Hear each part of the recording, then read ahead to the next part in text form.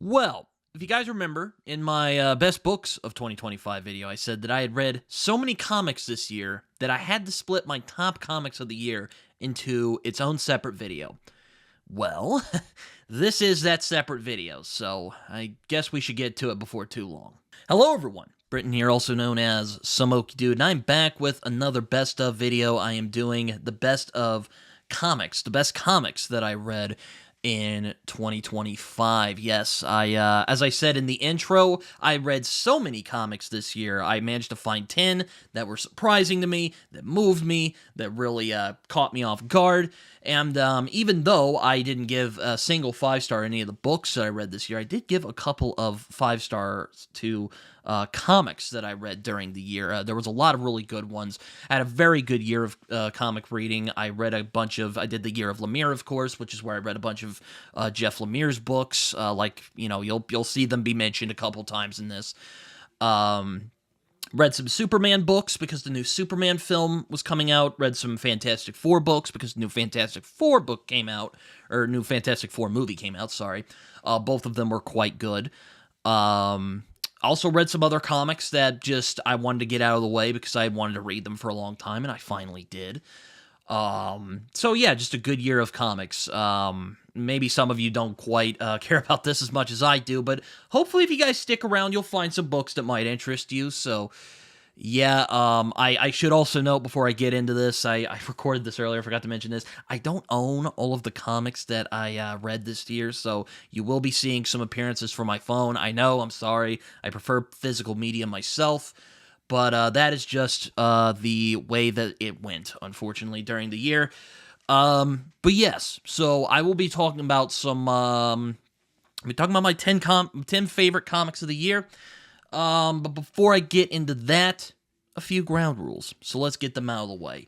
Really, there's two. One of them is I don't do rereads, but I am a little more lenient on that regard than I am with actual books. And that, in that case, because comics are a serialized medium, I generally tend to count the new material that I end up reading if I complete a series that I had already started this year. You'll see a couple of those in this regard. But also, the only other rule is I don't usually do repeats of authors, which, again, I kind of bent because there was just one book that really caught my attention that was so good I had to just put in the author twice.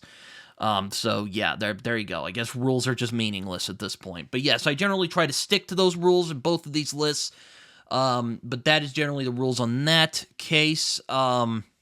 And aside from that, I think that's about it in terms of all the stuff that I did. So no rereads, and generally try to keep to one author per book. So yeah. Anyway, honorable mentions. Let's get to them. You guys know that I like to do honorable mentions on this show. So you're gonna hear similar names a couple times. So just keep that in mind in the honorable mentions list. But for honorable mentions, we have the Jeff Lemire Animal Man run, Helen of Windham by Tom King. Easily goes for best art of the year. Bill Key Evely, that and Supergirl Woman of Tomorrow. The art in both of those books are just utterly sublime. Some of the best art that I have seen this year. It was just absolutely a stunner. I really loved a lot of the art, except for some of the picks on this list. God damn, she's so good. I hope she has definitely a future in this medium. Descender by Jeff Lemire, also great art from Dustin Nguyen. Gideon Falls by Jeff Lemire, Fantastic Four Life Story by Mark Russell, Robin and Batman by Jeff Lemire, Dustin Nguyen appears once again, and Dr. Andromeda and the Kingdom of Lost Tomorrows by Jeff Lemire. Again, did the Year of Lemire, so a couple of his books ended up appearing on the list. So yeah, I guess we should get to it. Those are the honorable mentions. I think I got everything out of the way.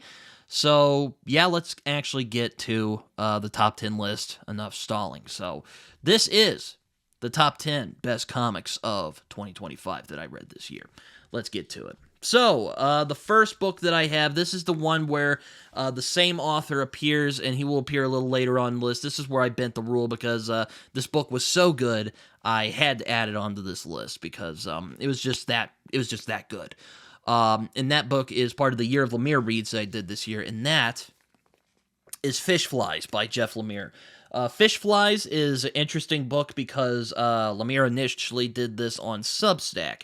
And it wasn't until this year that he finally put it out in this nice hardcover that I ended up reading.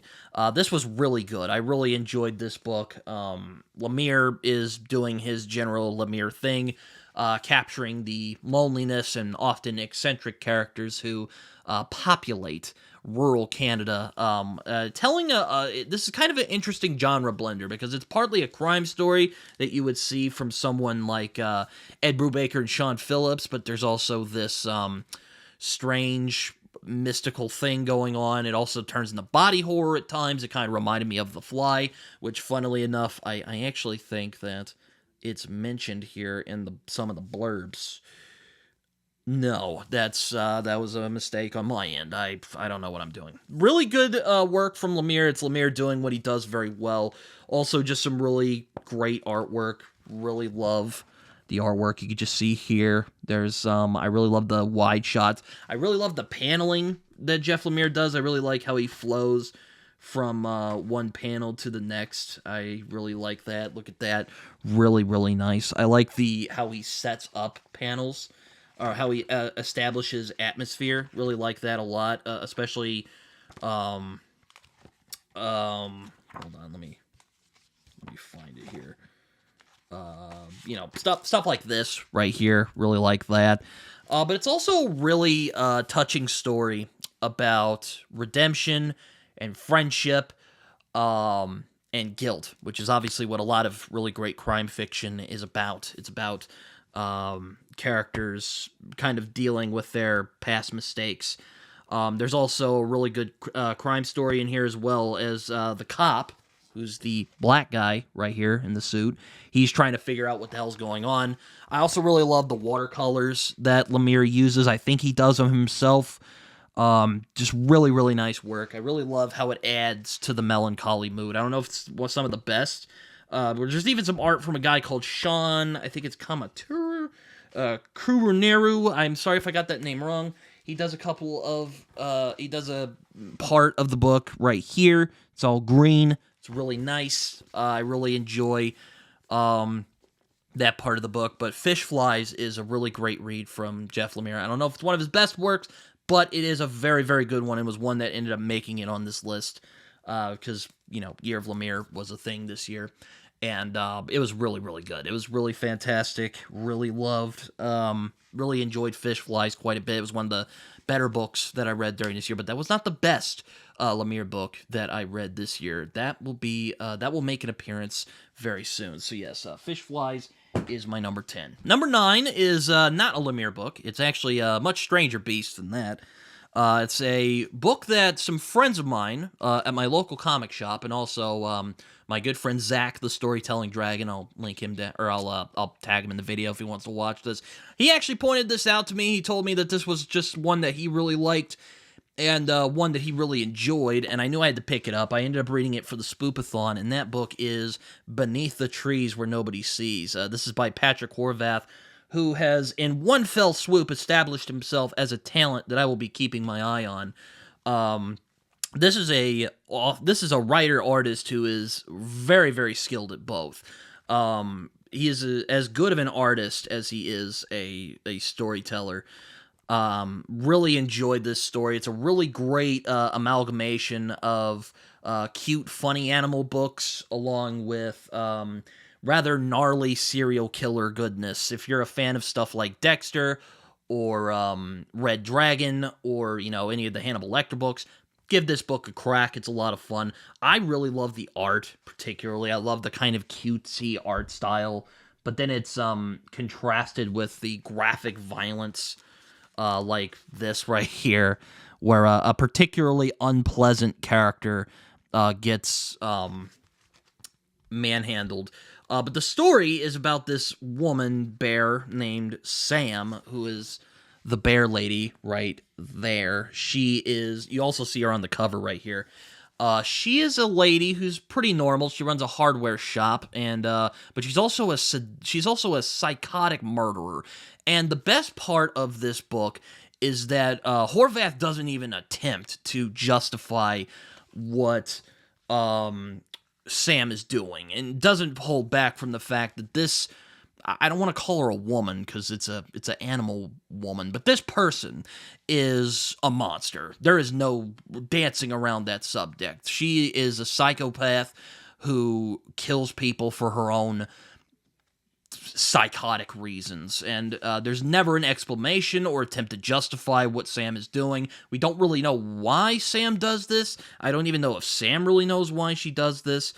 But it's really, really, it's really well done, and it's also just, it's really refreshing to see a book that doesn't attempt to justify its evil character like so many lesser books would do. And there's also just some really great paneling in this, like, hold on, I'm trying not to give away plot points here.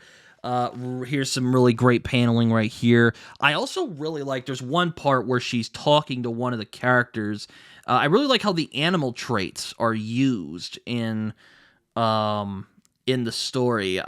Particularly there's one part where, hold on, where is it?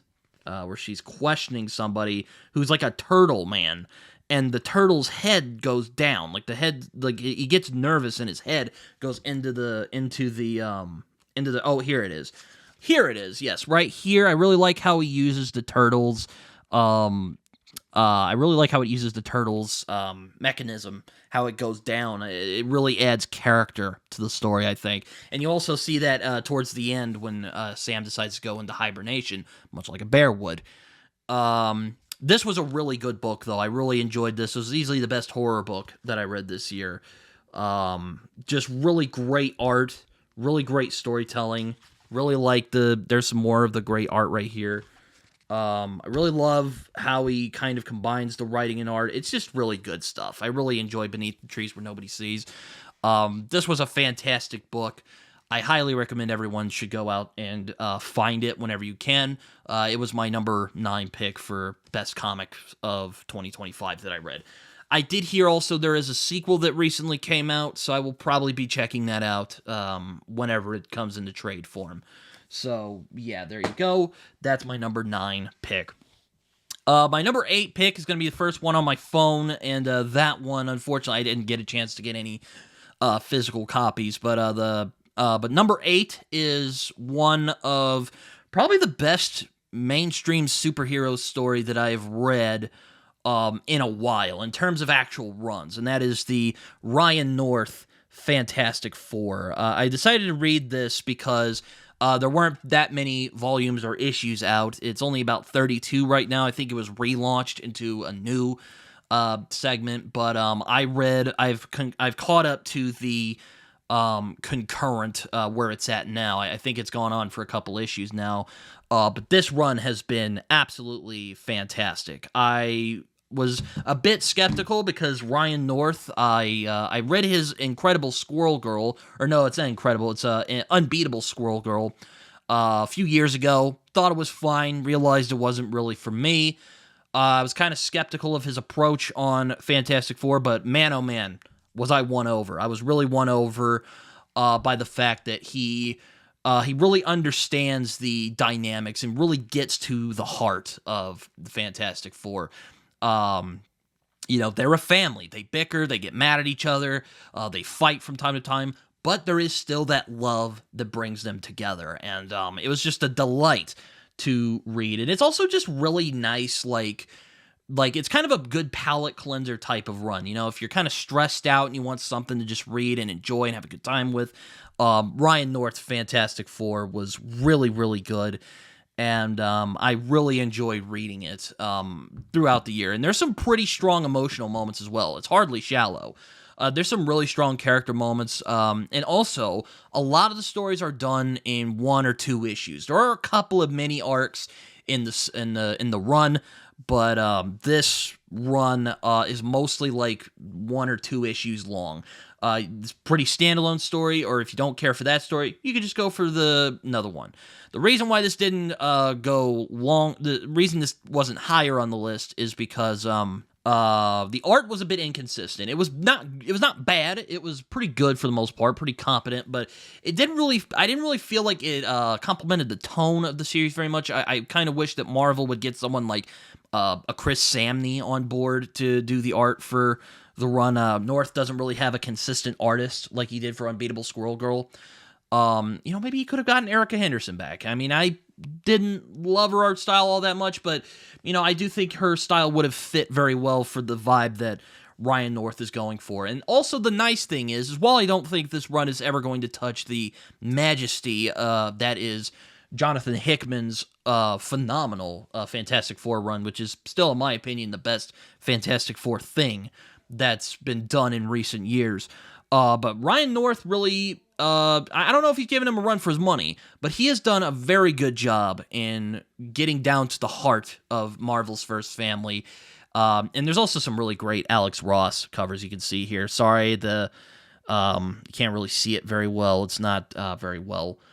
I wish I had a physical copy. I'm sorry, guys. I know it's just, but yeah, those magnificent Alex Ross covers also help. But I do like that Ryan North is making his own splash in the Fantastic Four and isn't trying to just ape off of what Jonathan Hickman was doing. And it's been very good. It's a really good run. It's a very approachable run. So if any of you are curious about the Fantastic Four or wanted something to read, that was the run I ended up reading. I didn't get around to any of like the big ones like the Mark Waid run or the John Byrne run, which a lot of people love, but I did get around in the North run, and while I don't think it's up there with Jonathan Hickman's outstanding run on the characters, it really is a very good run. And it's a really good run if you like good old fashioned weird science, but also married with a lot of heart and emotion. Really strong emotional beats. It's just a really good read, and I highly recommend picking up Fantastic Four. Really caught me off by surprise. I really didn't know that this run was going to be as good as it is.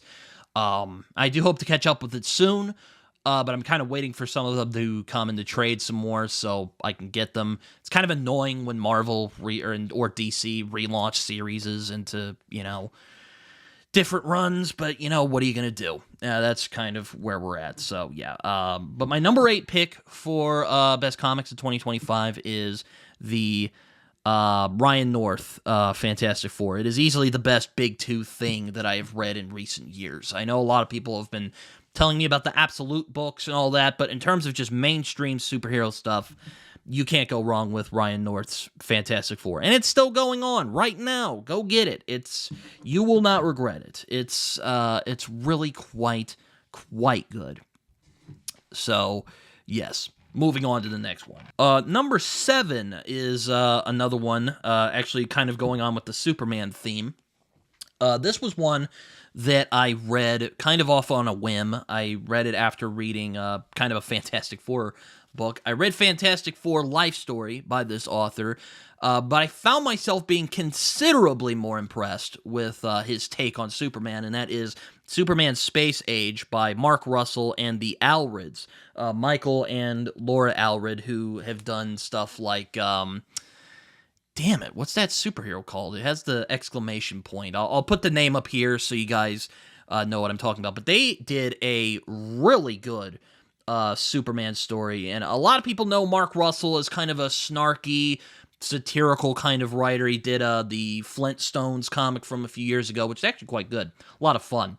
But he took on the Man of Steel, and he knocked it out of the park. He really brought the kind of Silver Age kind of fun. Everyone's real obsessed with the Silver Age. It's kind of fun. But I guess it kind of fits for Superman, because Superman is a very wacky character. But anyway, this was a really good book, though. Really captured the character of Superman well. It's kind of a retelling of, like, a crisis event. I've heard some people say it's kind of a retelling of A Crisis on Infinite Earths, but I found myself being more moved by this one than I was with the with Fantastic Four Life Story. And that was a good story. Don't get me wrong. That was a really good book. It also probably helped that he actually had a consistent artist on this book, and that being the Allreds. I really enjoyed the paneling in this. There's some pretty strong emotional moments, and there's also some really cool reimaginings of certain characters, mainly Batman and the Joker, which that was probably the real standout of the book, which, look at me making this Superman book all about Batman, because, Batman's my guy. But this is just a wonderful read that combines many tones. It kind of reminds me of, it did kind of remind me at times of The New Frontier. It is not as great as The New Frontier, don't get me wrong. But it does kind of tap into that similar vein of like Cold War paranoia, but also really heartfelt moments and Cold War politics. There's some really great, just again, some really great paneling from the Alrids, and also just some really awesome, superhero stuff. I know that they also did a Batman book, which I am definitely hoping to check out sometime in the near future. I don't know when that's going to happen, but it's just a really good read with some really heartfelt moments, while not afraid to talk about kind of the social ills of the time. Even the Justice League make an appearance. You can see right there some references to some of the old Justice League stories. And it's kind of similar to Life Story in that it's kind of about these superheroes coming together to face off the big threat. In Life Story, it's Galactus, of course. In this one, it is, I won't say what it is, but it's really, but I do think this one is a bit more refined. It's much better paced, and I do think the emotional moments are far stronger. Even though I did a review of, Fantastic Four Life Story, which I'll link down below if you guys want to watch it, where I talked about, what I thought of them. But I thought this one was a lot more refined. I thought the storytelling was much clearer, much crisper, and of course the art blew everyone. It blew my hair back. Like, look at that right there. Just some real good Silver Age goodness. I actually recommended this to Steve Donahue in one of my comic book recommendations videos, because I thought he would enjoy this. And then I ended up looking around on his channel and found out that he had already read at least the first issue of this, so that was a bit awkward. But I hope that Steve enjoyed this, because, man, it seems like it would be one that would tickle his fancy. There's also some really fun Easter eggs to old DC characters.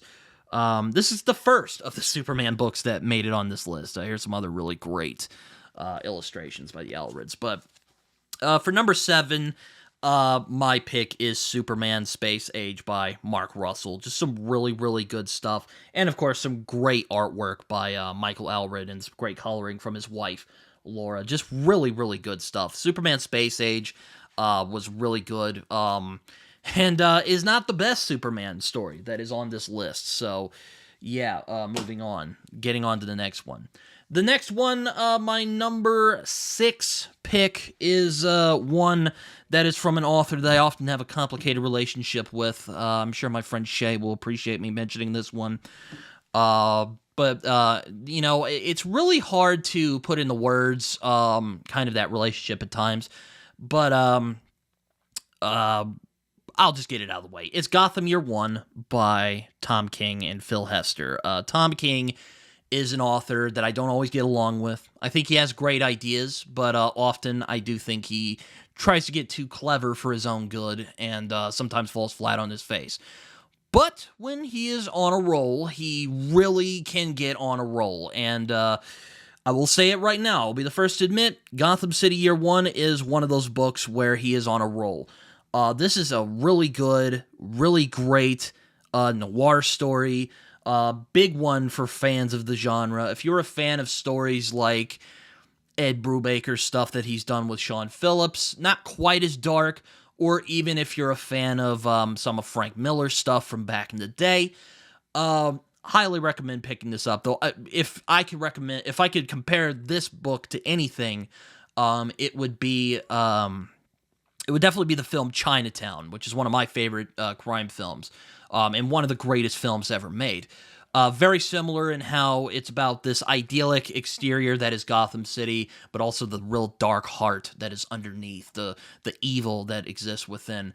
Tom King makes some interesting choices in this, as he always does with continuity. He kind of plays with it and kind of bends it to his will, if you will. But this is the story of Slam Bradley. That is the guy in the fedora. Batman doesn't show up in the story too much. He does show up when Slam Bradley, the main character, who is also the original detective of Detective Comics, created by Jerry Siegel, co-created by Jerry Siegel. But this is a story about Gotham's past, and basically what turned it into the hellhole that ended up making Bruce Wayne decide that he is going to become the Dark Knight. And it's just a really good story all around. There's none of the Tom King-isms where he tries too hard to be clever. It's just a really tightly wound, really great story which deals with some hefty themes and deals with them in a very respectable way, such as racism and classism and many other themes, such as, again, that kind of dark exterior underneath. James Ellroy would probably be a really good explanation, because it's kind of like if James Ellroy did a kind of DC type of story, but it's not quite as neurotic as some of his stories are. But Gotham City Year One is really good, and need I not forget to bring up the amazing artwork of Phil Hester, which is really a standout in this. Phil Hester, I wish I had this book in physical form so I could just show you the greatness of this art, but the art in this book reminded me a lot of the great Mike Mignola. I had a good friend of mine, Jay Sheik, who's been on the channel before, who also compared it to David Mazzucchelli, but I got more of a Mike Mignola look. Like, look at the Mike Mignola. I think the figures look a lot like Mignola, but with a much more gritty. There's much more gritty than Mike's stuff. Mike Mignola is a lot more weird, we'll just say. But I really enjoyed Gotham Year One, and Phil Hester's artwork is one of the things that really made this book stand out for me. Really fantastic stuff. Gotham City Year One is a great noir story. It's also just a great comic book in general, and one I do not regret reading. And I do thank the Thomas and Merlin over at the Comic Lads for pointing this book out, because I was like, oh, that actually looks interesting. I'll have to pick that up at some point, and I did, and I don't regret it for a moment, because it's an excellent book. I highly recommend it. If you're a fan of crime stories, as I am, or even a Batman guy. Even though Batman isn't really in the story all that much. But even if you're just a fan of, like, DC, or just want, like, if you love, like, a good old-fashioned an old character being reimagined, which that is just catnip for me in terms of comic books anyway, you would be remiss to not read Gotham City Year One. Really, really good stuff. All right, so now we're really getting into the top 5. This next one is another Superman story that I read for the year, and that, of course, is one of the very famous Superman stories that I hadn't gotten around to, aside from the other one that'll be on this list, and that is Mark Waid and Leinil Yu's reimagining of the Man of Steel's origin story, and that is Superman Birthright. Again, real sorry. That's real... Hold on there. Come on. Focus. Okay. Yeah, it's Superman Birthright. This book is Mark Waid telling the tried and true tale of how the Man of Steel became the Man of Steel. It's his origin story, basically. It's a retelling of his origin story. But, oh man, is it good. Mark Waid takes the story of the Man of Steel becoming who he was meant to be and really makes it into his own. This is a really great, really well-paced, very emotional at points, really, really emotional at points, story about how Superman became Superman. And Mark Waid doesn't cheat the character. He doesn't try to make him edgy or cool.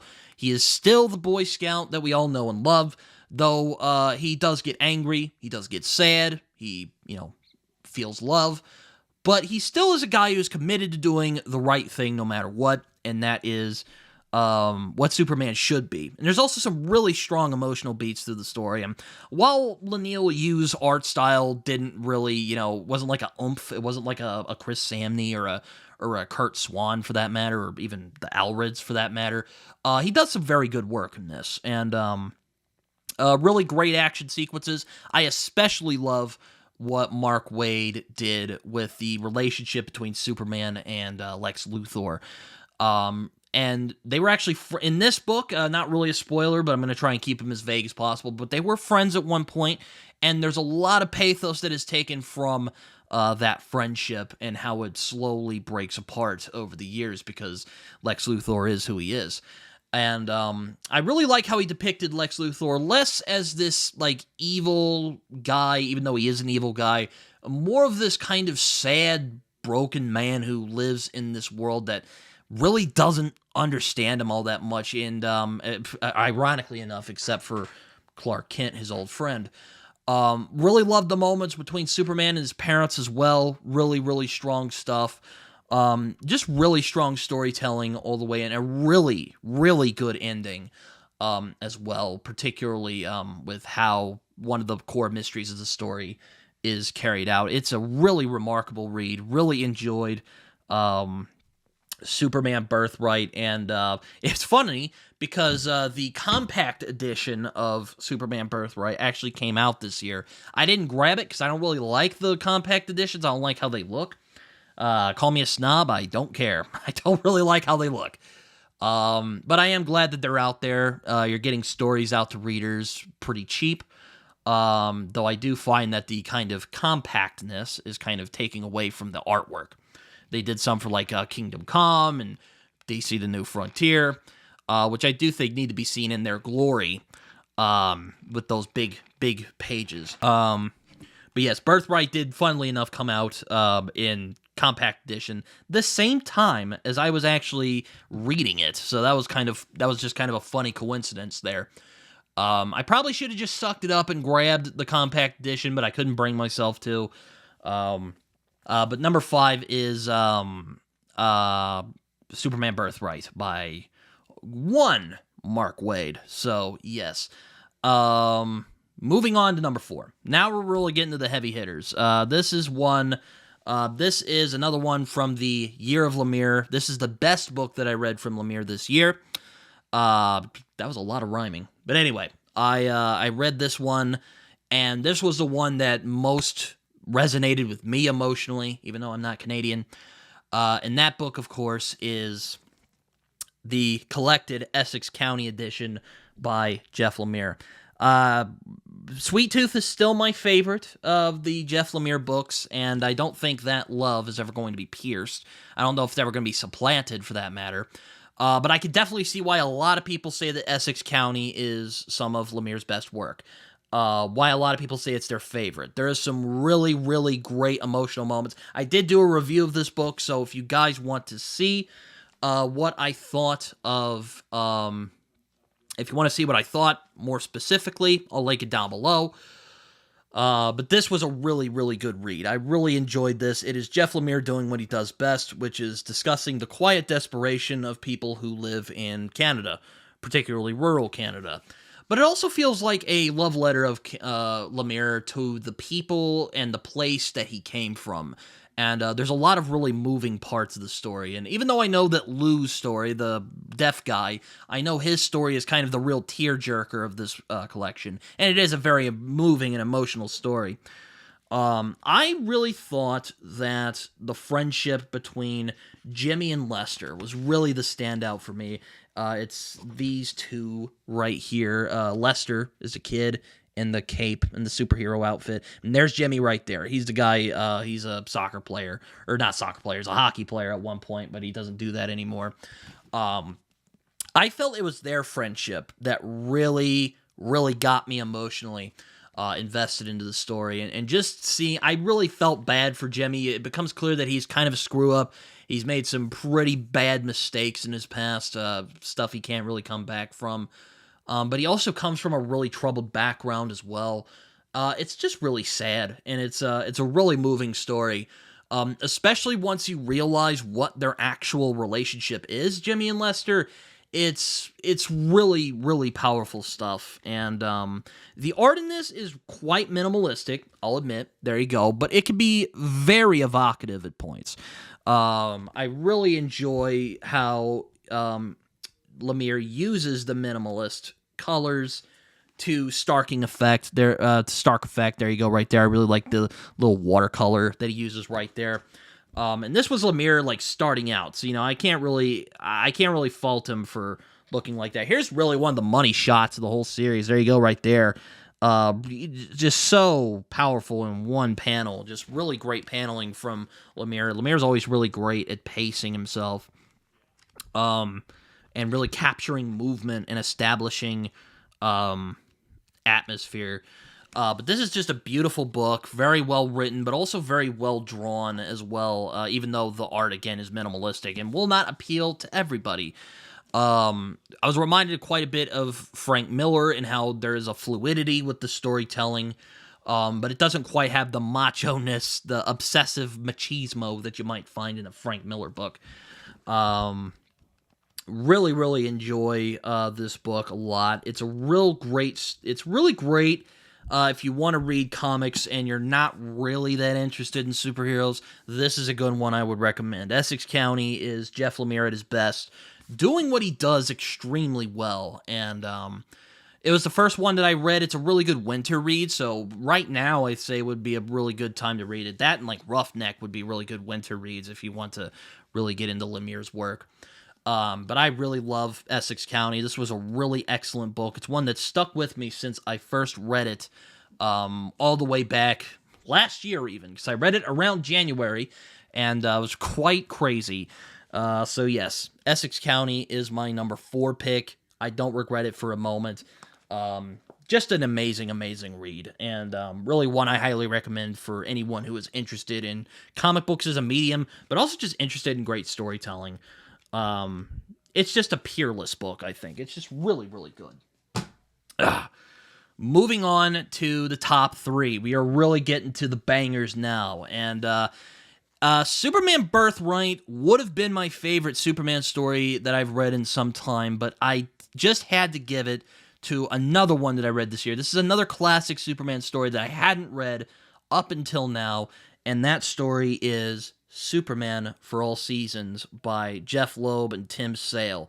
The same creative team who have created such amazing works like Batman The Long Halloween, which is one of my favorite Batman stories, Spider-Man Blue, which is also amazing, Daredevil Yellow, which is really good.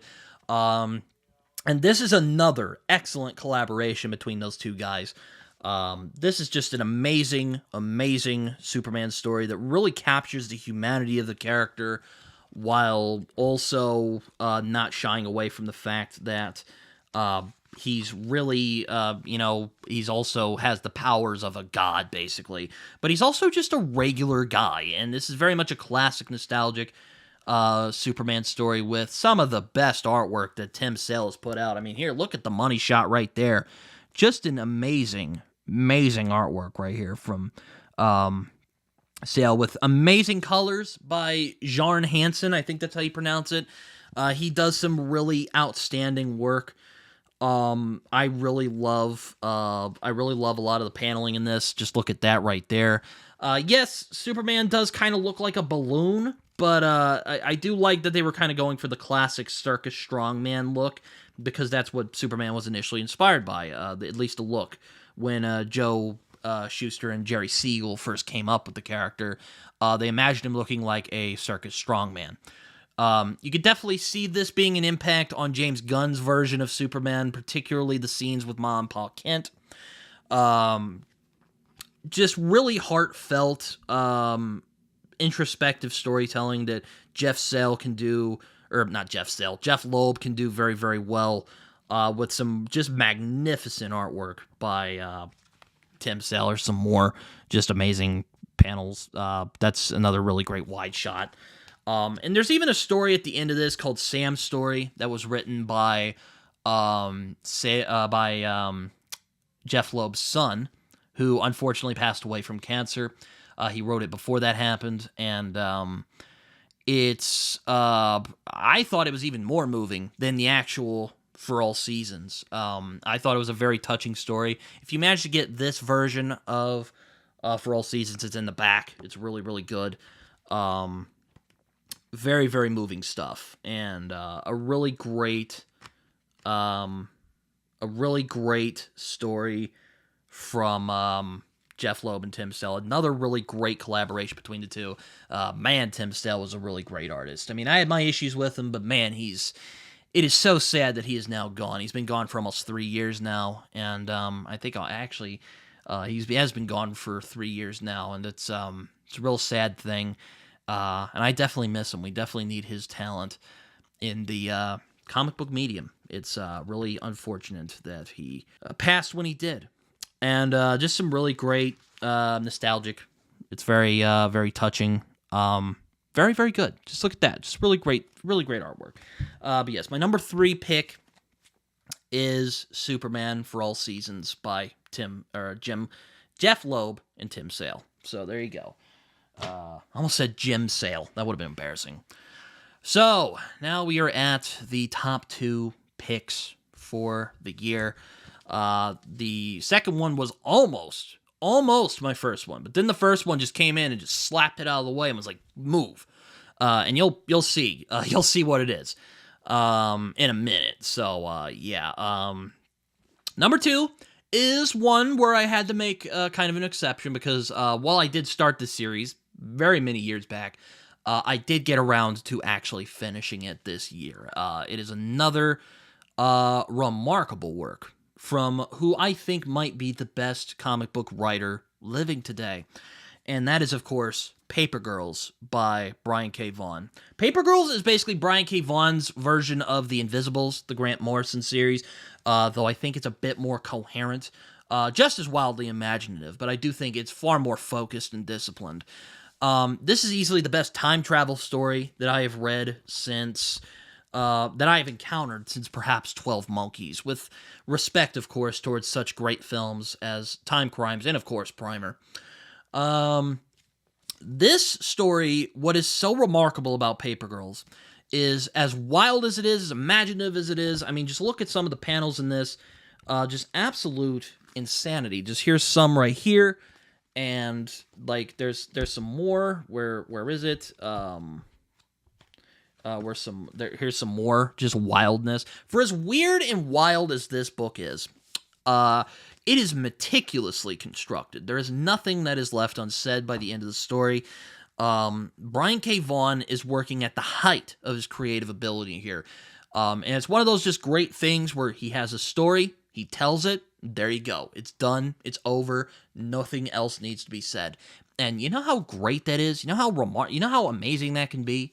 It's just a really amazing read, just all the way through. And of course, I have to mention Cliff Chiang's amazing artwork. I mean, and even he brings off some really wild and imaginative stuff. I mean, just look at that. Just, oh my God, look at that right there. It's very much kind of punk rock, very much like The Invisibles. Kind of sticking it to the man, but there's also, I think, a much greater focus. But Cliff Chiang, though, is just, look at that. I mean, that looks like something right out of Saga. And he was writing Saga at the same time as he was writing this. It's just remarkable stuff. But I also really like that, Vaughn is such a selfless storyteller that he is able to let the panels just kind of move, just sit and move. Like, here's a really great example of that. Really great emotional stuff, and with a oddly heartfelt and subtly tear-jerking story about growing up and having friends when you were younger that meant a lot to you, and then as you grew older, you kind of moved on from each other. If you're a fan of Stranger Things, I would highly recommend picking this book up. It will scratch that itch for you. And if you might be, I know there's been some people who've been rather mixed about the ending of Stranger Things. If you want something that's a bit more cohesive, Paper Girls would be my recommendation for any of you. This series, I should say, is really good. And I just recommend picking up the complete story, because that's what I did. Don't regret it for a moment. It's just a really great story with many twists, but all of it, again, just feels really well crafted, and some of it has just aged exceptionally well, and I'm really sad to say that because oh man, it's a time. We'll just say it's a time. There's one line in here I laughed, but I also just went like, oh my god, how right that guy was. But yes, Paper Girls is my number 2 pick. It almost was my number 1, but the number 1 was so sublimely good. I had to put it in the number 2 spot. So yeah, it was one of the 5 stars that I gave this year because it's just remarkable.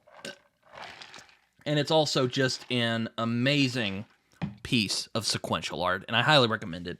I mean, hell, I recommend all of Brian K. Vaughan's stuff because, my God, he's such a good writer. He's just that good, people. Number 1. So what is number 1? You know, you've been gushing about Paper Girls for a bit. What is your number 1 pick? Well, my number 1 pick is one by an author who could be a bit controversial. One who also likes Brian K. Vaughan, funnily enough. But one who could be controversial, but when he is on a roll, when he is good, he could be amazing. He can be exceptional, especially when he does war stories. And that, of course, is Battlefields by Garth Ennis. Especially Dear Billy, which is the cover here that I have. And unfortunately, I did not get I didn't get a physical copy of it because that was just bad timing there. I read this online. But Battlefields is Garth Ennis doing what he does best, which is war stories. And this might be the best stuff he has ever done with the genre, particularly Dear Billy, which so struck me with its emotionality and empathy that it shows that you don't always see from Garth Ennis. Well, actually, that's not true. I do think that Garth Ennis is an amazing writer. He's amazing with dialogue. He's really good with character voice. And despite the edge, there is a heart in Ennis's work that some lesser readers might not see. But Battlefields is Ennis tackling a subject that he finds that he treats with great reverence, which is not something you always see with Ennis. And that, of course, is the subject of war and with soldiers. Dear Billy was probably the best. It was easily the one that put it on number 1. It was the best comic I read that year, this last year. All the stories are really good, especially the Night Witches arc, which is also very moving, very powerful, about these ladies who fought for the Soviet Union. They were they were bombers. They were called the Night Witches by the German soldiers. But Ennis does not hold back in showing just how horribly they were treated after the war, by a government who couldn't give less of a shit about them. Like, they were just dog shit on their shoes. That's how bad it was. But Dear Billy was the one that really got me emotionally. It's not really a war story. It is, but it's something that Garth Ennis can do quite well, believe it or not. It's a love story, really. It's a love story about these two people, Billy and the lady. And ultimately, it's the really tragic story about how they had this really beautiful connection, this really wonderful connection. I won't dare say what happens, but the woman I'm forgetting her name at the moment, but she deals with this horrific event. It's based off the Burma campaign. And if you don't know, the Burma campaign was Japanese versus the Allied forces, and the Japanese did some horrifically twisted things to people. Some things that just look up the Nanking massacre if you don't believe me. They did some stuff that rivaled the Nazis in terms of depravity and horror. In this book, you really get a sense of what they did and how it destroyed people's lives, and how hatred can infect people, and how it can destroy things that are good. And that's really the heartbreaking thing of this story. I won't say the art is particularly remarkable. It's done by a guy called Peter Spinberg. I'll have to look him up because I'm the name's blanking on me at the moment. But it's a very powerful story. It's a moving story. It's one of the best things that Garth Ennis has ever done. And I hope that if anything, Battlefields will be one of the stories that he'll be remembered for. I know he'll probably be remembered for stuff like Preacher and The Boys and Punisher Max, and those are good, all well worth the time. But Battlefields is really where I think Garth Ennis shines as a storyteller. Really, really good stuff. Dear Billy, again, particularly. Dear Billy, it's one of those stories you have to read it. Just read it. I can't really put it to words just what makes it such a powerful read. You just have to read it for yourselves. And even if you're an ardent Ennis hater, you will be shocked. You'll just sit the book down and go, "Holy crap, that was a really intense experience." That was a very moving, powerful story. And yes, it was. But yes, and for that reason, Battlefields really takes the cake for me as the best comic that I read in 2025. Dear Billy particularly. Dear Billy is Garth Ennis at his best and really shows what he can do. When he's not, being the kind of snarky, snark guy that he can be. That was really bad. But Battlefields is easily the best thing I read this year, and it's one of the best things that Garth Ennis has ever done. And I hope that, if he just decided to stick to war stories for the rest of his natural existence, just did that and just kind of ignored, superheroes and all that, and just, didn't do that forever, I wouldn't mind. And I don't think Ennis would either. So, yes. Number one, without a doubt, is Dear Billy by, Battlefields. Dear Billy particularly, but Battlefields by Garth Ennis. Just remarkable. Absolutely remarkable. Sorry to end that on a bit of a heavy note. I mean, it's about war, so I mean, it's not going to be a happy subject, but hopefully you guys enjoyed this. There's going to be more videos coming out soon, mainly about most anticipated books that I'm going to be reading in 2026. Also disappointing reads because, you guys love me to embrace the hatred. But anyway, hope you guys enjoyed this. Did any of these comics sound interesting to you? Did any of you read any interesting comics during the year? If you did, let me know down below. We should get the social media out of the way. You can find me on Twitter. You can also find me on Goodreads and Letterboxd, where I write reviews. They're probably more coherent than the one you just heard right now. You can also find me on Instagram and also Blue Sky. I am starting to get the hang of Blue Sky. Not really much else for me to say aside from that. These were the 10 comics that just really got to me during the year. And hopefully you guys enjoyed this video as well. Hopefully I have intrigued you into reading some of these comics. But anyway, like, comment, subscribe. As my buddy John Minton likes to say, it feels good when you do it. And as always, hope you guys enjoyed the video. And I'll see you guys next time. So hopefully you guys enjoyed this video. And, well, yeah, I'll see you guys later. Bye-bye.